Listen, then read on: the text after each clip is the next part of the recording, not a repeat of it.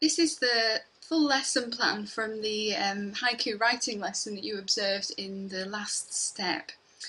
And the aim to develop writing skills, as you know, it was a clear writing lesson, and all the stages in this lesson led towards achieving this aim. So let's take a look at the aims and stages.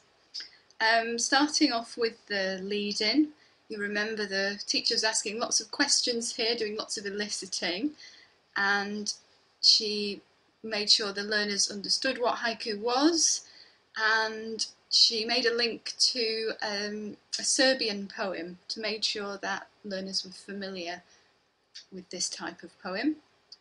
She dictated an example and she wrote the example on the board. Why did she do this? So the learners have got an example because later on they're going to write one of their own.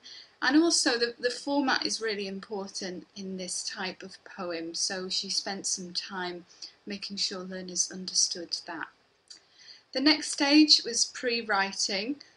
Lots of vocabulary in this stage. She led a brainstorm, again asking learners for examples of feelings vocabulary and times of day. And she did this because, again, later they're going to write their own poem, so here now they've got a vocabulary resource to use if they want.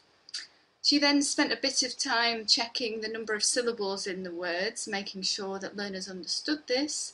Why?